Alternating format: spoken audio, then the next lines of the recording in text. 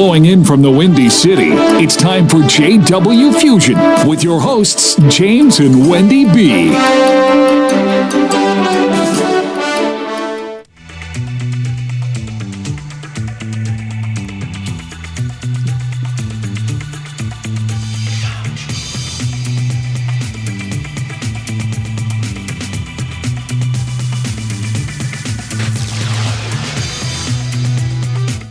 Welcome to this week's installment of JW Fusion. I'm your co-host, J.H. Carpenter Barnes, and I'm here with... Wendy, your wife, your Wendy, partner in crime. My partner in crime. Yes. I like that. It's better than my partner in grime. Oh, much better. I've been wanting to say that. I've been wanting to say that. Anyway, I know it's corny. Listen, okay. It's okay? Yeah, it's Thank okay. You. I appreciate that. You do you. I appreciate that. Thank you. I have license from Wendy to say something corny. Listen, we're here this week to share more of our story. We're going to continue on with the segment we were doing on relationships. So we're excited about that. We're looking forward to sharing with that. So, Wendy, why don't you get the ball rolling for us? Well, I was excited to talk about relationships again because we don't usually hear in the mainstream media about just the down and dirty part about relationships. You mean the secrets, the gossip stuff? The tea, as they call it nowadays. The tea? Yeah, they don't spill the tea. Is it T-E-A? T-E-A, yeah, that's what the young people say. Spill the tea. I never heard of that. Yeah, yes, I did. You told me that the other day. Yeah, I hear it because I'm around the people. But, you know, what is important about relationships is just the whole scope of what a relationship, what it takes to make it work, to keep it happy, to keep it strong. And one of the things that we were talking about is how important was it for us to support each other in our vision and our work. Okay, that's good. That's because we busy. We are very busy. Well, babe, let me ask you this question: how important is it for us to support each other's vision? I mean, me and you, right? Because I don't like preaching to people saying you need to do this and you need to do that. I'd rather say, what do you think is best or what's vital for you and I to continue our relationship remaining healthy or keeping it strong? What to support each other? Why is it so important? Why is this important? It's important because it establishes a balance. Because you and I do almost completely different things. Yeah, I'm a Mary Kay business. Wendy Life, the TV show, Wendy Life, the YouTube channel, creating and producing our radio content, mom, wife, and then you got a whole list of, why don't you just, because you got the list. Well, I'm writing. I'm a writer. I'm a fiction writer. I'm a nonfiction writer. And as soon as I'm done writing this nonfiction book, which is really, it's going to be awesome, but it's been a challenge because it's been a challenge to get out of me what's in me, what I believe, what God would have me to share in this particular book. The title of the book is Shattering Ceilings, or Shattered Ceilings is the working title. And it's a challenge because when you're writing a fiction novel, it's very different than writing nonfiction. And that's right. It's more natural for me to write fiction than it is for me to write nonfiction. So writing in and of itself takes a ton of time. It takes a ton of effort, energy from you. It does. But wait, y'all, he got a whole lot of other stuff. What are the other things? Tell them all the hats that you wear. Well, I'm an environmentalist. I'm an environmental specialist. Like I said, I'm a writer, public speaker, and I mentor people. And not to mention, I'm co-caretaker with Christian Lawrence Cunningham, our son, and he is he's a handful. He's 4 handfuls, so thank God we have 4. We need all 4 of our hands to handle him. Right. So that's another thing. I mean, let's talk about that, how we have to support one another. When you have an event let's say on a Saturday morning, I like to write on Saturdays because I can focus that entire day on writing. Right. If you have an event that day, right, that changes everything. Right. Because we got to get Christian up. We got to get him fed, and then keep an eye on him that he doesn't get into something. Right. You know, so it's kind of difficult to. And although he's not a huge task as far as taking care of him, what he needs the hands-on to do, you have to be present with him. You have to watch him. And you can't focus on what you're doing. No, you can't. Because you get distracted by what he's doing or what he's not doing. Yeah. I mean, what you have to do with Christian is take him with you. Like if I go into my office, I have to put Christian in his chair because he's non-ambulatory, meaning that he can't walk. So we have to put him in his chair, and then we roll him in to wherever we are. And then it's a very comfortable chair, so he's comfortable. Right. But the idea is, it's not like we can just zero in on what we want to do. We have to really be focused on our work and keep an eye on him and interact with him, a little bit. And, he's pretty self-sufficient. Once he doesn't need changing or feeding, he's great. He's a joy to be with. But you can't just zero in on what you want to do. You have to focus.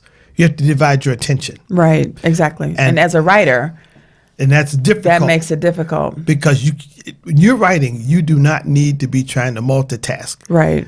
Writing is not the same as making pancakes, where you can divide your attention and say, leave that alone, get away from there.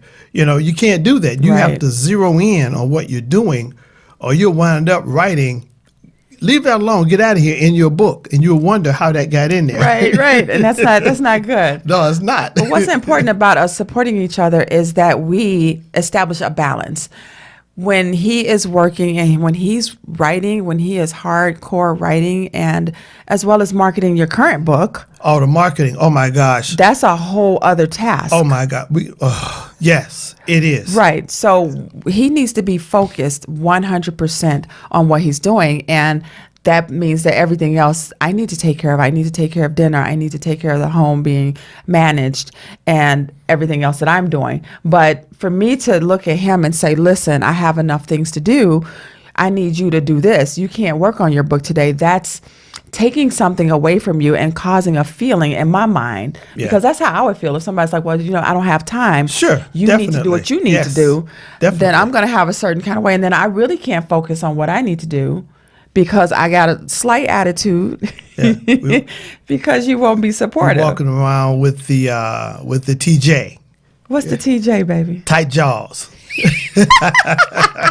Walk around with the tight jaws. And it's an understandable feeling because you don't feel supportive. Like, listen, I need to do this, and this is what I need to do, but now you're trying to pull me away because you want me to do this. Right. And it's the same with me. If I want to go to an event and you're like, well, I write, Wendy. You know how you say the name, and you're like, don't say my name. Right? Well, Wendy, I need to work. Saturdays is my day. Well, the event was scheduled on a Saturday, sweetie. So that's taking your whole consciousness and your whole mind away from what you're supposed to be doing. I agree with you 100%. And, that's one thing that I've noted that we're cautious about is respecting one another's obligations and the things we have to do. Because it's, people look at us and they meet us, they say, oh, a power couple. Yeah, you saying that, but we don't get the big head about that because the responsibilities that we're endeavoring to do, we're not trying to be a power couple. It's just there are things that God has gifted us to do, and and He's given us the opportunities. So we have a responsibility not to bury that talent in the earth out of fear or out of laziness or slothfulness. God has given us that talent. If it's 1 talent or 3 talents or 5 talents, God is looking for a return on His investment. He's invested those things into us.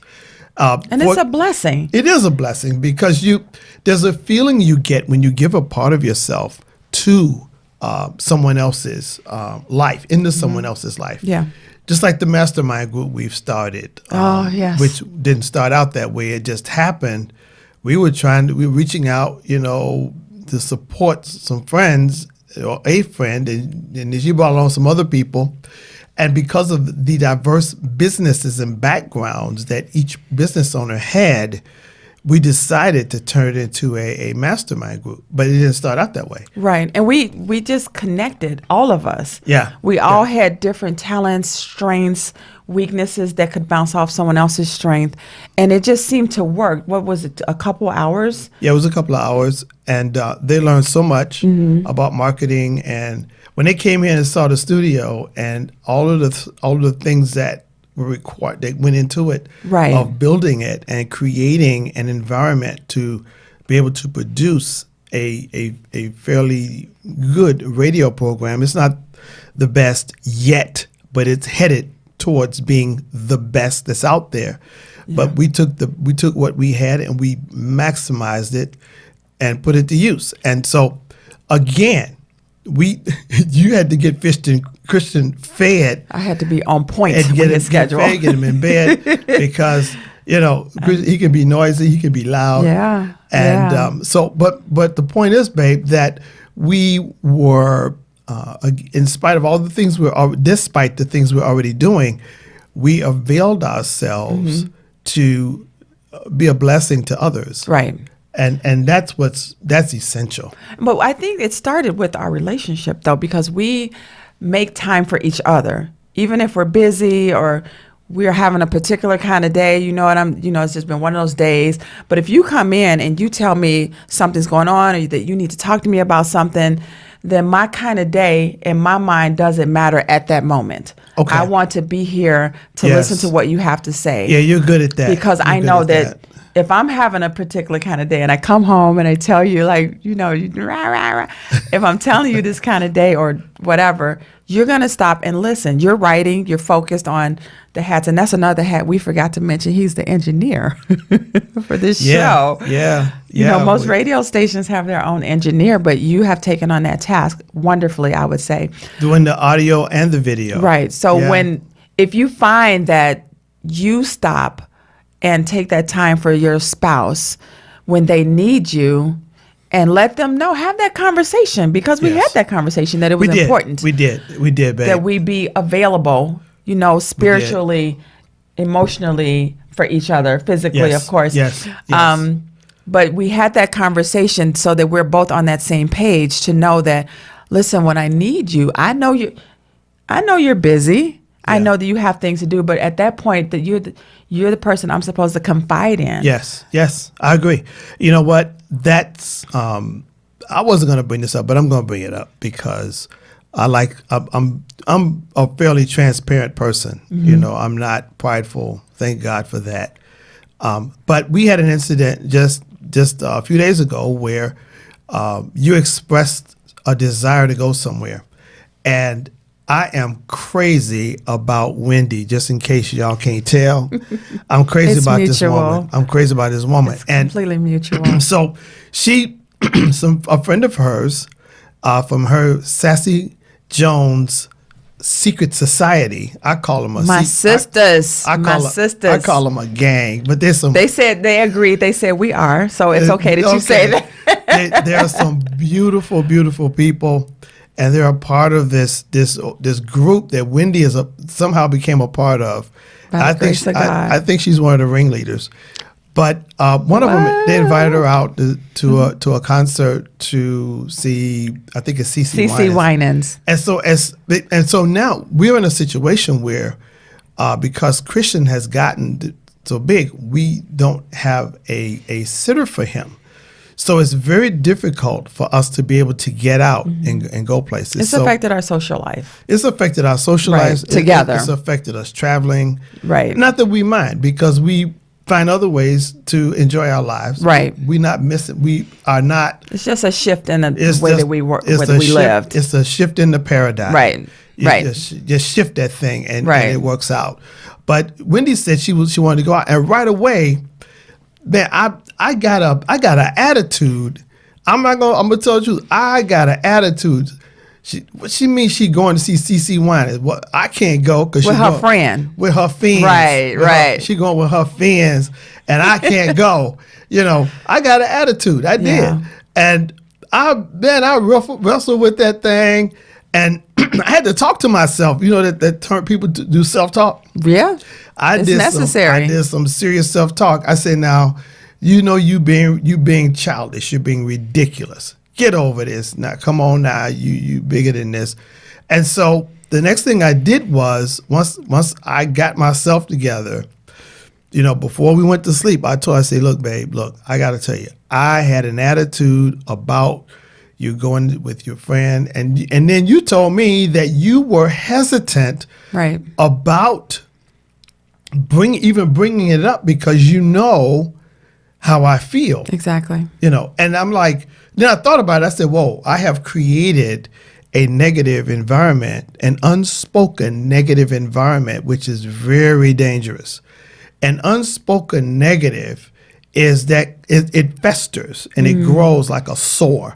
And if it becomes infected, it can lead to deep-seated resentment because it's unspoken. And you have to expose that thing immediately. Yeah, it's just like an infection. You got to cut that thing open and get that pus out of there, get that poison out of there, get that infection out. Poison, that's a good word because that's what it becomes. It's and it becomes poisonous to the relationship. It does. And I saw that.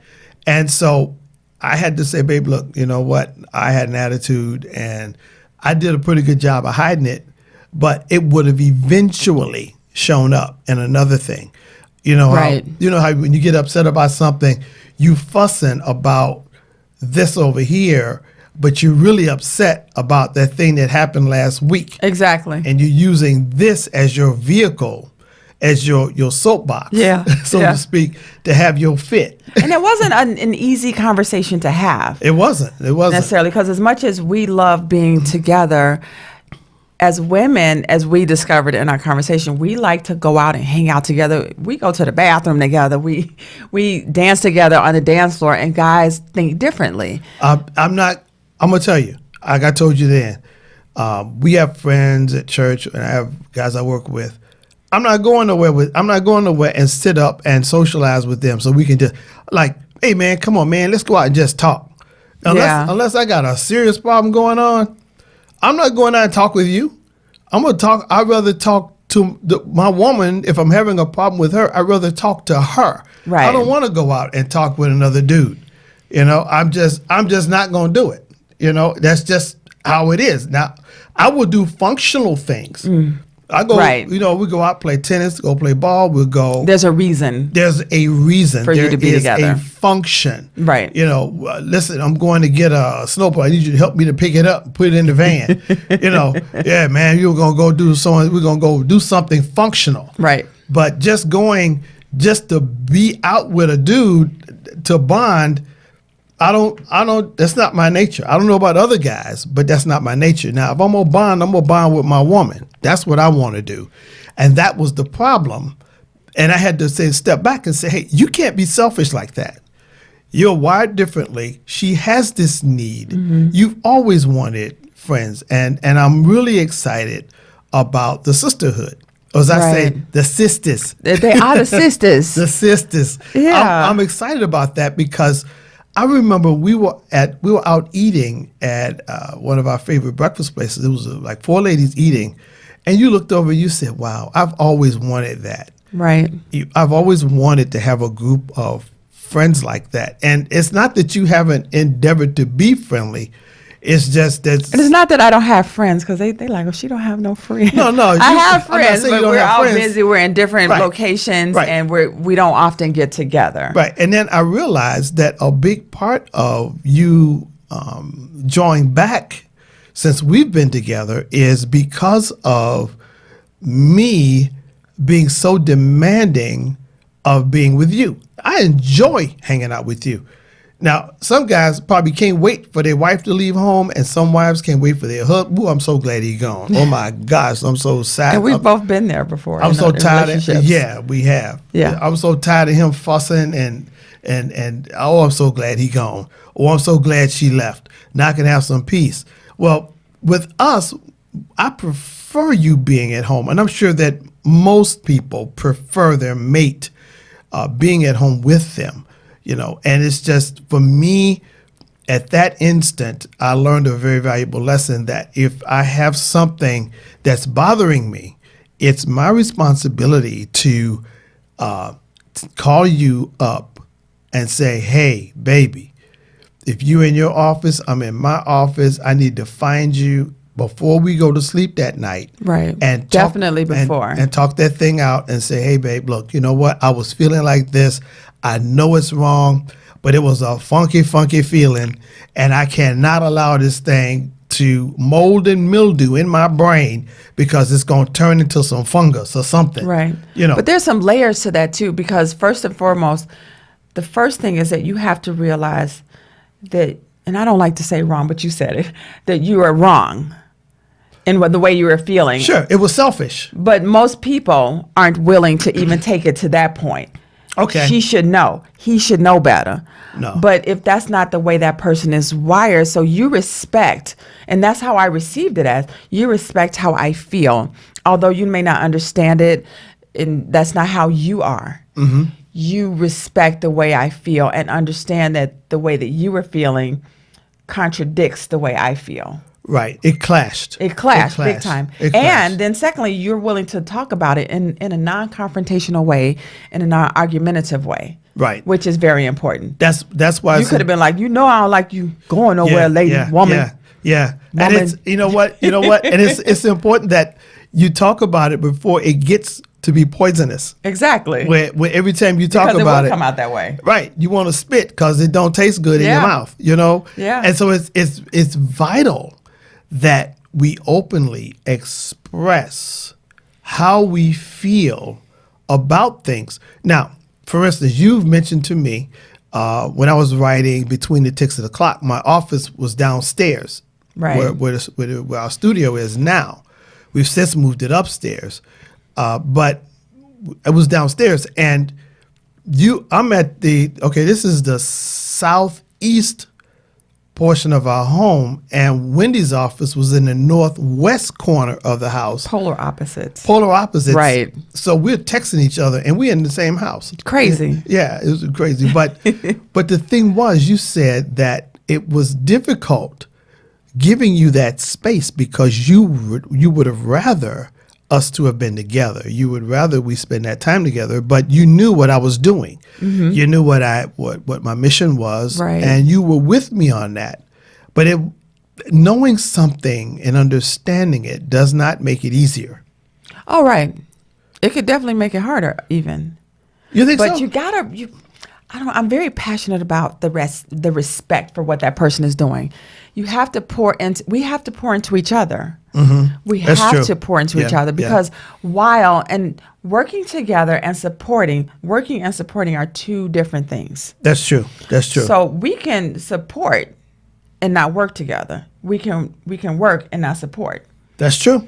So I have done my business through a couple different relationships. Uh-huh. Where the person didn't necessarily get in my way, but they weren't necessarily my cheerleader either. Right. That made the business different for me.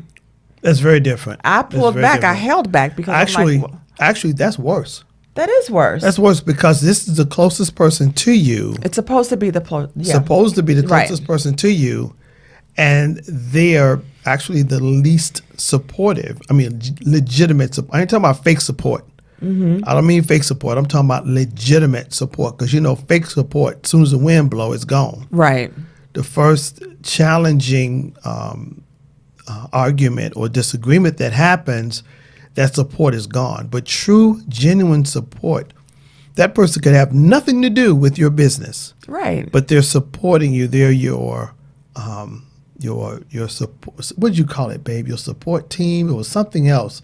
You used to call me and Matthew, I forget what it was. I forgot. It was a word. It was a term you had for us. We were your support team, basically. But you had a name for it, and I can't remember it now. But it helps. It helps. A lot of people don't understand the help. When you go out and you know that the person that is supposed to be, and that's the number one thing, you have to realize that when you get married, that is supposed to be the closest person to you. Mm-hmm. Before you reach out to anyone else, friend, family member, coworker, about anything, you should feel empowered to talk to that person and feel supported and feel like you're being heard. That's true. I agree. That's huge. Because it can lead to bitterness. Once again, right. you sleeping with me every night, and you want me to do things for you. You want me to support and back you in what you're doing.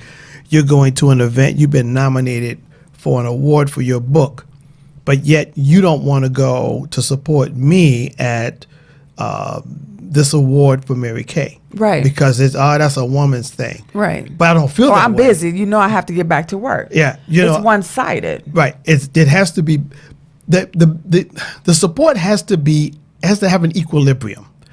I have to for it to be healthy. Right. Now, I'm not saying everybody's going to get it perfect, but for us, what has worked is an equilibrium. Wendy has 50 pounds on her side of the scale. I got 50 pounds on mine. Now, there are times when 10 or 20 of my pounds may be on her side. Right. 10 or 20 of her pounds may be on her side of the scale, and it's tilted in the other person's favor. Well, it's only temporary because that added weight was freely given. That extra leaning or that extra support is freely given out of love because you want to see that person succeed. It's not about just getting up on stage with you and people clap, ooh, child, ooh, my goodness, he's so supportive. He's so, ooh, my Lord.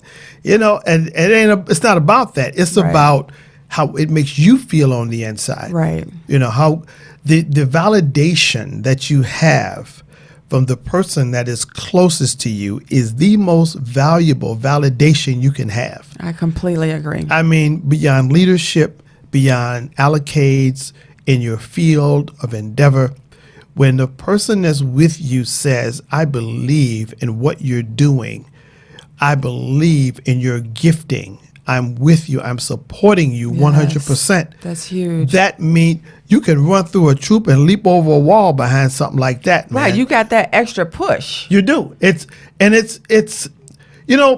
I heard years ago, they said football is an emotional game, very emotionally driven game. I see that. And you went. By the way, y'all, Wendy, I can definitely is a see the football emotion. fan. Wendy wears football jerseys. I even bought her. She has her own football. My own football. That she hold. I can't throw it, but I got it. She can't throw it, but she can hold it. She could probably run with it, though. I can run with it. Don't ask me to throw it. Don't ask me to catch it. Just hand it to me and tell me to run.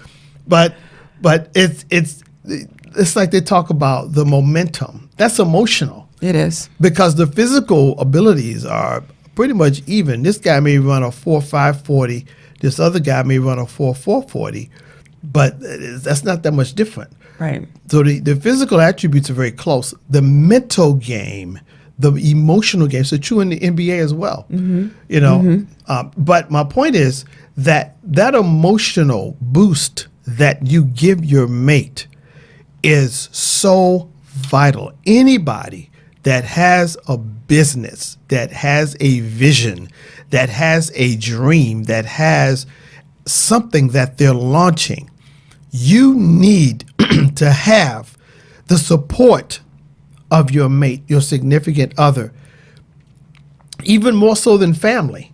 Yeah, because when you say I do, you have to trust the decision that you made to form this union. Yes. You have to trust that. So even if he comes home with something that sounds insane, long as it's legal, we want it to be legal. Insane. You didn't say insane. You say insane. Like so what? It's wrapped up insaneness. Right. So you have to trust that you said I do to this person for a reason. Okay. So even if it's something that's completely out of your range of thought, okay, sweetie, now what does that entail? Let's talk about it. Because you seem very passionate about it. You seem excited about it. I don't know what the heck you're talking about. Let's figure this out, how we can do this together. Instead of saying, what? You don't need to do that. You got that good job. You got benefits. We got a pension coming in once you retire. That's draining that's pulling that wind from that person, that excitement that they had. Yes. Yeah, that they were excited to tell you about because they trusted what they said to bring it to you like, babe, oh my gosh. Now, you know what's going to happen? You know what can happen? They're going to look for validation somewhere else. And they'll get it. And they will get it. That's just how it works. Do not think that there's not someone else out there that's willing. Or Someone's out there. Definitely. Willing to validate and encourage and support the vision of your mate. Oh, we got a commercial coming up, babe. A supernatural war is coming, and the one chosen to lead the army of heaven is a man ruled by fear. Between the Ticks of the Clock by J.H. Carpenter Barnes is a supernatural thriller centering around Jameson Harold Donovan, a man trapped his entire life within a circle of fear, failure, and defeat. And he's nearing the edge. Although chosen before birth to become a celestial watchman, will Jameson Harold Donovan find courage to face the approaching enemy and his own fears? Nominated for Outstanding Literary Fiction by the African American Arts Alliance and a Titan Book Award. Between the Ticks of the Clock is a captivating look into how the power of love can enable the least among us to do the impossible. Available now at Amazon.com, Barnes & Noble, and fine bookstores everywhere. You're listening to JW Fusion with your hosts, James and Wendy B. Okay, we're back. That commercial snuck on us. That commercial snuck up on us. Man, we said we working on perfection. You know what? I think them things move, babe. I think they do the creepy crawly thing, and they move. So. They creep up the timeline and sneak up on you and go boom. Right. You know. But you hear that on other radio shows, so it's fine. Okay. All right. But this is a good conversation we're having, and I hope that it's blessing someone to think about not only themselves in the relationship they're in, but in how they can be a better support. Because I don't think you ever get there. We are always working to make our relationship stronger, more communicative, more trusting. That's right, babe. This morning, I heard Pastor Charlton on Sunday. I heard Pastor Charlton say, he said that if you are flawless, you don't have any mistakes, then you should look for heaven to come and snatch you up any minute because you're about ready to get up out of here. Mm-hmm. You know, and but listen, you know what? The thing I wanted to talk about is a question I want to have us to discuss. So how do we find time to have us time? I don't mean us working or planning or attending events, which is fun. Right. You know, we're together with that, which is still a way of strengthening what we have. It is. Or conferences that we're doing, like for Mary Kay or for writing or for whatever it is that we're involved with, with the Road to Eternity and the television show. I don't mean those things. I mean things that for us, that's legitimate us time, just for us. Just the two of us. Because the fact of the matter is, if we don't make time for legitimate us time, it makes for a weakened connection. Exactly. And we find we're creative with that. Yeah. And I don't mean just sexual, because the sexual aspect is tied to the emotional connection and the psychological connection. Right. I think I heard that the foreplay is done outside of the bedroom. It is. It truly is. And I would like for us to share some of the ways or things that have happened with us. I know one thing I've learned when we first got together, I did not like spontaneity. I planned everything. I planned everything. Wendy would say, let's go to the movies. Well, I'm not prepared to go to the movies. You didn't say you wanted to go to the movies yesterday. You didn't tell me that. Or if we're out, let's go by here. I'm not, what? You said we was going to the store. You said we were going to the store and go back home and come home. You didn't tell me we were going to go over here, this other place. I'm not prepared for that. So I had to learn that I can't. Well, I think that was a control freak thing. I think that's what that was. Is that what it was? That's all that was. That's what that was. Feeling I need to be in control because time is so valuable to me. Because at that time I was still doing mortgages. Right. I was. I had 2 full-time jobs. God, you were busy. Yeah, I had 2 full-time jobs doing the mortgages and being an environmental specialist. So I worked pretty long days. So I organized my time accordingly. But you brought me out of that one, man. You made me become spontaneous where, we got to be able to just take advantage. And it was a blessing that happened because it prepared me for the point we're in now with Christian. Oh, wow. Well, we can't just, we can't make plans like that. If we catch Matthew at home, Matthew's home. Let's go. and we have to like, Matthew, you're not going nowhere, are you? He's like, no, not really. Great, you can stay here with Christian. We got to run out.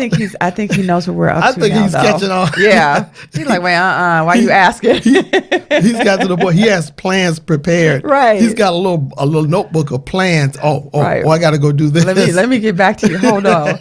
Yeah. But it's nice because sometimes I think I don't know where we were coming from or going to. No, we were at home.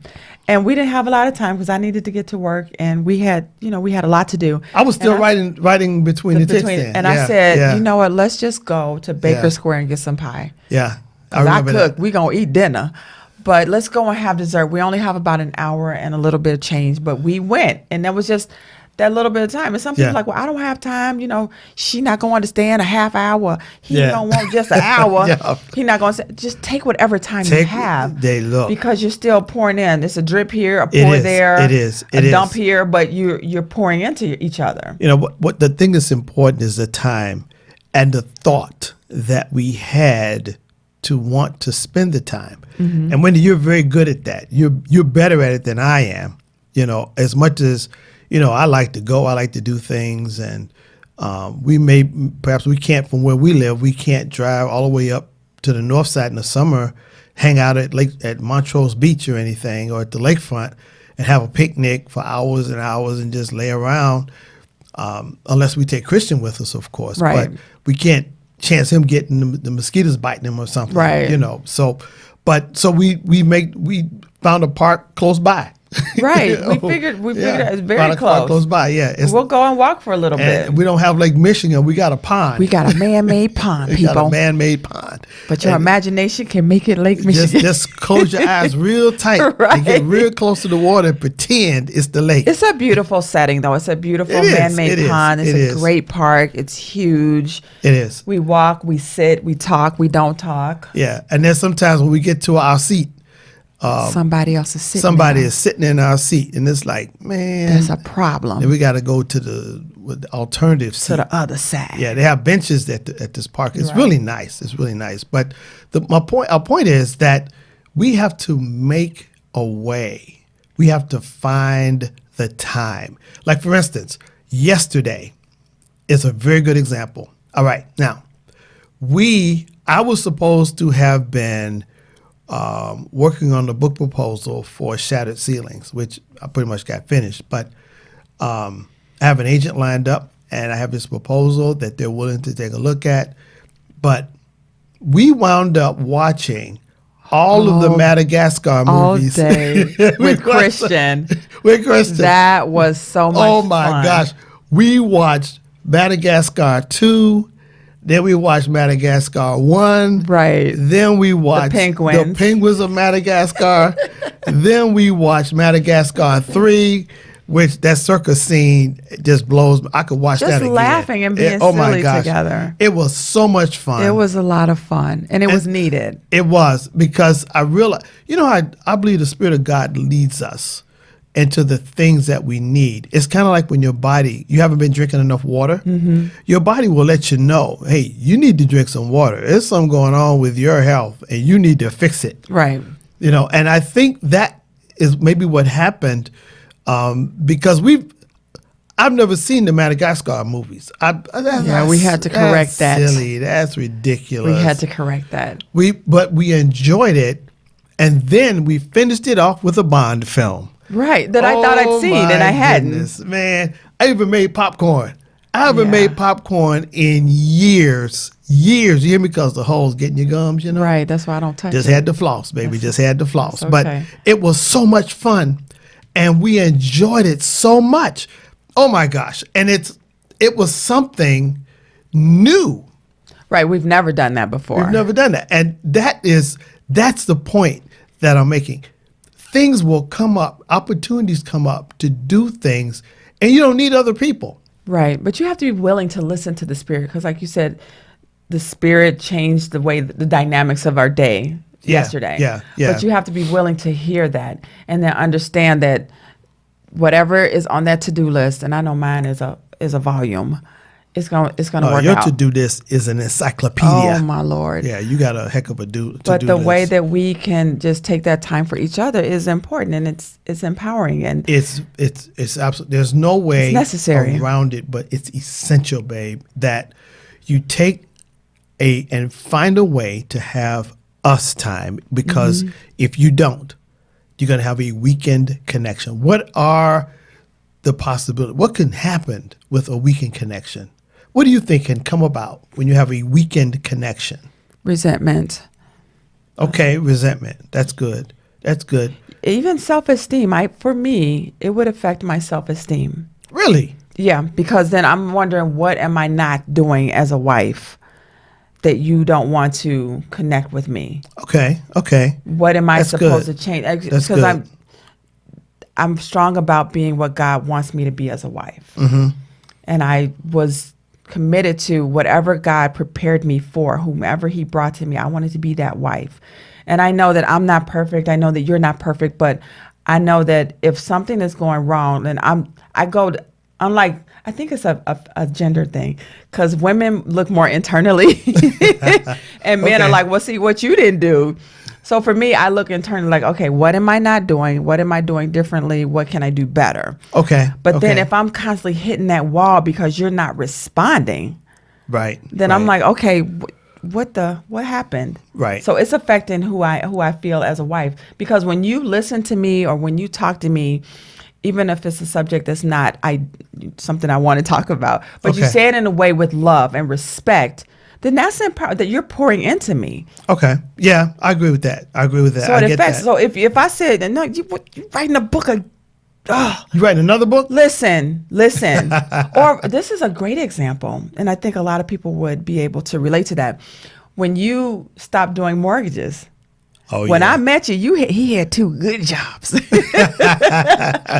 But when I knew that writing was a passion and was something that you had often put to the side because of this, put to the side because of that, I knew that's what you wanted to do. And I knew that doing mortgages was taking you so far away from that. That book would never have been finished. It wouldn't have. I probably out of discouragement and frustration, Right. I would have just set it to the side and said, "I'll God will make a way." It's up to us. God gives us the idea. He gives us the desires of our heart. He places them there. But it's up to us. He gives us the wood, the hammer, and the nails. It's up to us to build a house. So how would you have felt knowing you wanted to stop doing mortgages? Like, and she met me. I had 2 jobs. She all about that money. She all about that. Ladies, we want to feel safe. And financially safe is a part of that. So I got to go home and tell her. I don't want to tell. You either would not have done it, or there would have been something like a chasm between us because of it. How would you have felt? No, had I had that type of thinking? I would have probably felt initially maybe some resentment, but then at the same time, I think I would have stepped back and looked at the reality of it and probably said, I understand how you feel, and maybe I'll just put it off until another time, because I did have companies calling me, wanting me to come, to there to work. As a matter of fact, a good friend of mine has her own real estate company, and she was with another company. She had her own company now, had an office, beautiful office. Matter of fact, I went by there. They wanted to get a copy. Autograph their books. They had ordered the books for their office, and I had to go and autograph the books for everybody. Yeah. All right. So, which was really cool. Yeah. But they wanted me to come there and be in their office and do the mortgages exclusively for their office. See. But I knew God called me to write this book. I knew that, and I knew that I had something else to do outside of the mortgage industry. It served its purpose for its time, and I believe everything I've done has been with the purpose of doing what God called me to do. We all have a calling. We all have a gifting and a calling that God has given us. And I heard Steve Harvey one time say, he said, people talk about following their passion.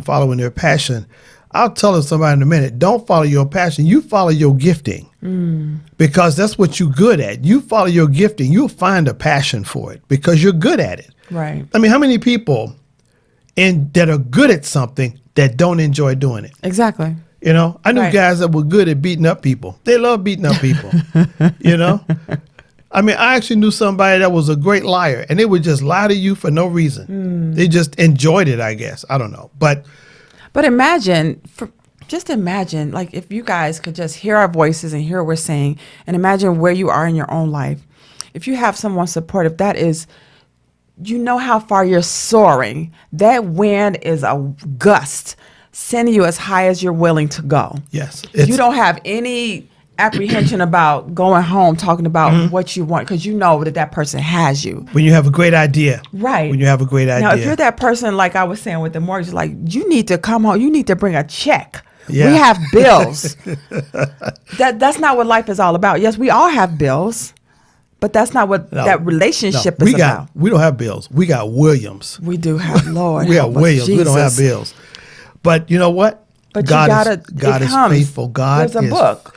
God is faithful, though. And He people have to trust that, though. You do have to trust it. Don't say it. Trust it. Trust it and embrace the faith that you claim that you have, because it doesn't look like it's going to work. I got less money coming in and more bills, and somehow they're still getting paid. You know, and you're happier. And I'm happier because I believe I'm doing what God called me to do. And just like what we're doing here, there's no way I'd have time to do a radio program. That you make time. Oh, I wouldn't even consider it. Right. It wouldn't even be a thought, you know, unless it was something mortgage related, you know. But the heart that God puts in you, that passion, that desire, is tied to your gifting. Find your gifting. And I believe that the person that is closest to you will see that gifting, because if that love is genuine, if that connection is healthy, in other words, you're not excluding them from your life or from your world because, you know, I have a great calling, I'm a great writer, I have so much to do, I'm in great demand. And this is your like fourth voice. I don't have time for this. I need to get alone with myself and focus and allow my muse to inspire me. See, you're gonna get hit in the head with something, you know. Yeah. Hopefully not, but I mean, I'd want to hit you in the head if you're talking like that. You can't exclude your loved one, your wife, your husband, your spouse. You can't do that. There's a way, there's a balance that can be obtained, I believe. I believe that. You both have to want it. You both have to do the work to keep it. But you do the work, you put in the effort, and it takes this one word that is throughout the Bible, and it's the one word that will enable you to have God take care of all of your needs according to his riches and glory. And that one word is humility. You know, it's funny you said that word, because when we were talking about power couple earlier, I was thinking that people see the glitz and the glam of what they think a power couple is supposed to be. But they don't see that grind behind. There's a grind. So there's a humility in that's not something you wake up with it. We're married. We are now a power couple. It takes work to not only get to that position, but to keep it. Yes. Because you can't be a powerful couple if you don't remain a couple. Yes. And that part takes work, as well as the work that you're doing to be recognized. So we don't take it lightly that people see us as that.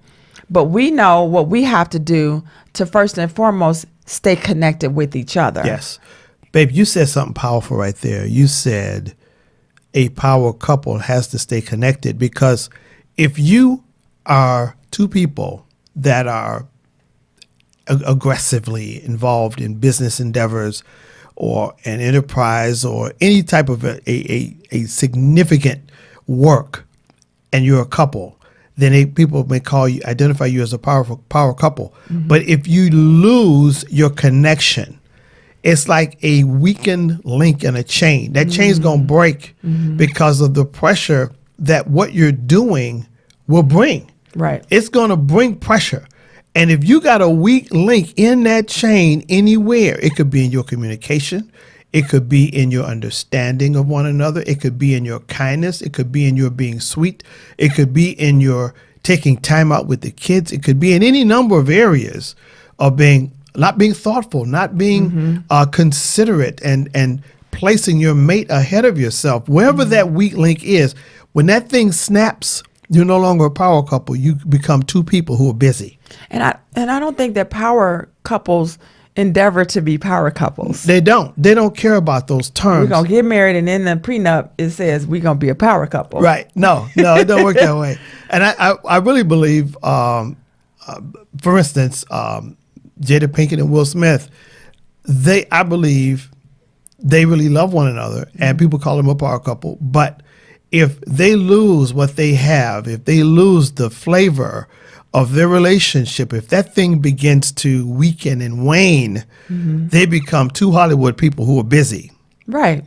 And that's not the same thing. And there are a lot of Hollywood people like that. There are people who are, they're not true. A true power couple are two people who are coupled and have a connection, and they're constantly monitoring every link in their chain. You got to monitor those links, and when you see them, we get the welding torch out and weld that sucker tight. Right. How do you do that? By spending us time. Right. That is the key. Spending us time. I'm not talking about just having sex. I'm not talking about going someplace, you on your phone, she's on her phone. I'm talking about you communicating and interacting, looking eye to eye to each other, and feeding each other, right? And feeding each other emotionally and spirit. You feed me so much. I feed you. You know, we have our prayer time every night. We don't go to bed without praying. I don't know if we've ever gone to sleep. I can't remember if we've ever ended a day without going before the Lord in prayer, because we pray at night for our next day. We preempt our day. We try to pray between 6 and midnight, ideally between 6 and 9. I won't go into the thing behind the history behind that, but we try to pray between 6 and midnight every evening. That's our prayer time. That's our time that we together go before the Lord. We have our own individual prayer time, but there's time that we set aside for us, Wendy and James, to talk to the Lord and express our hearts to him, to let him know how thankful we are. And we pray ahead for our next day. Right. We command our morning the night before. And that is essential. I believe that's a big part of us but eliminating dissonance between us. Better word. Eliminating, not avoiding, because when you avoid something, that means it's still there. It's still there. Right. And eventually it's going to bite you in the behind. But can you say behind on the radio? I guess you can. Behind is okay. Behind is okay? It's other words. The other words you can't say with 3 letters. Right. Okay. Okay. Well, it's if you keep that connection and you look for weaknesses, look for times you get a funky attitude, or when you pick up an attitude, babe, what's wrong? What are you upset about? And say it just like you said it. What's wrong with you? No, don't do that. Not that one. What's wrong with you? Why you got an attitude? Well, I had a bad day too. Shoot. You know? No. My feet hurt. My back hurt. Oh, your feet hurt, your back hurt. I've been here all day with Christian. Oh my gosh, yeah. That's the end of the argument right there. I've been here all day with Christian. We're done. The argument is okay. I shut up. Since we're getting near the end, I want to like sum up what we're trying to express, what we're trying to share. Like, what would be the most important thing as a man? Because we need to hear the man. Ladies, we need to listen to the man. Right. What would, as a man, as a husband, as the head of our household, would you say is one of or a couple of the important aspects that you think it is to have a healthy, strong, synergistic relationship? I love that word. Synergy is vital. And I believe in the Bible. I believe that the head of the house the man should be the head of the house. But at the same time, his wife is at his side, not behind him, not above him, not out in front of him, but side by side. God called her a helpmeet. A helpmeet, that means you meet the thing at the same point at the same time. So I would say, be who you say you are. If you, good. If you are her husband, be her husband. If you her best friend, be her best friend. Not old man, the old lady. Not old man, not old lady. Yeah. Your best friend, your closest confidant. Be considerate, be thoughtful. Because women take what we give. Women are receivers, men are givers. It's been proven in the reproductive cycle. We give the seed, the woman takes that seed and turns it into a baby. We go out, we make the money. If the wife doesn't work, she takes that money and turns it into dinner. You know, and she goes to get the food. If you go out and bring the food in, like, I'll grocery shop in a minute. Wendy hates it. Praise God. I go out, I get the groceries. Wendy takes the groceries, turns them into dinner. That's a synergy. We're a team. So it's vital that the man take that step, but it's also vital that his wife, be who you say you are, be his spouse, be there for him. Even if you don't feel like it, support him. Even if you don't understand it, support him.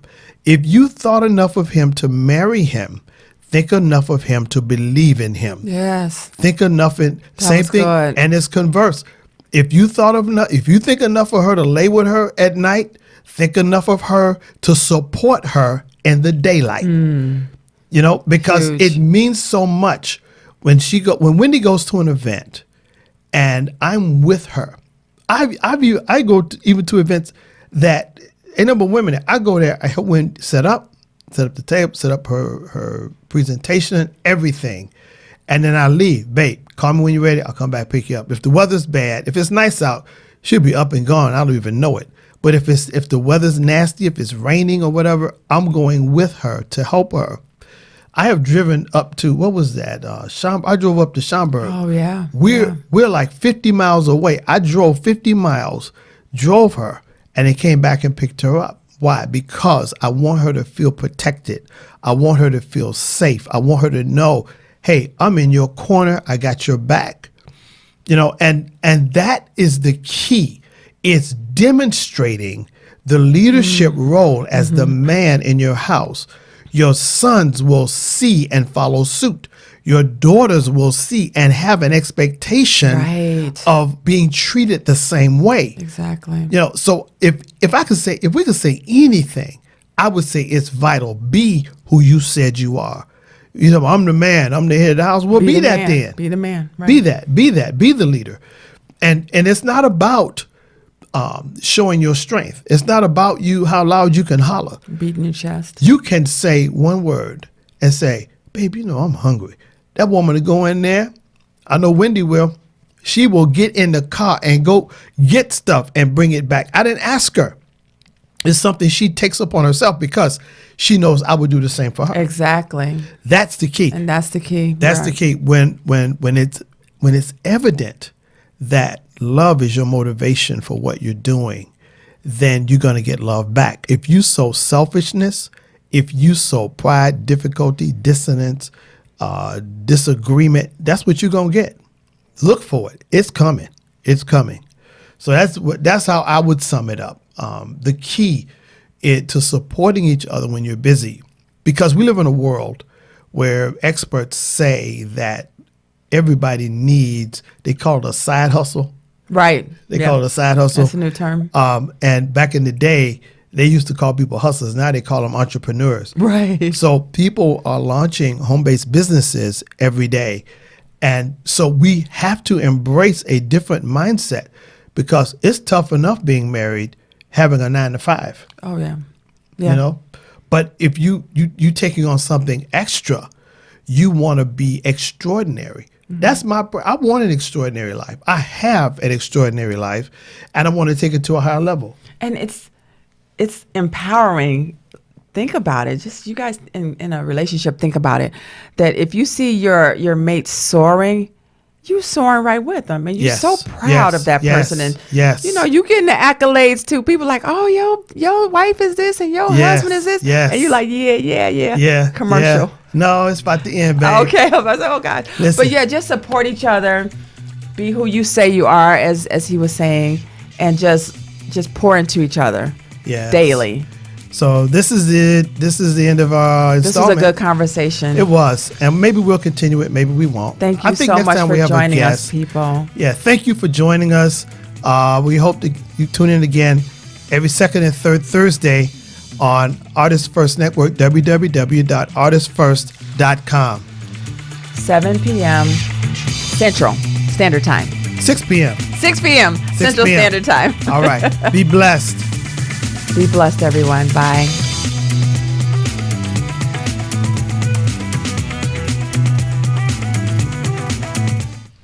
Thanks for listening to JW Fusion with your hosts, James and Wendy B. And Wendy B. How you like it? I like that a lot. It turned out very well. You want to, you really can't hear it in that speaker. I'm going to play a little bit of it back, though. It's still recording. We got to press the button. Oh, get up there and get it, babe. Just push that red button. Thank you. I know one time we were recording and it just kept going. It kept going. I don't think we have any bloopers in this one.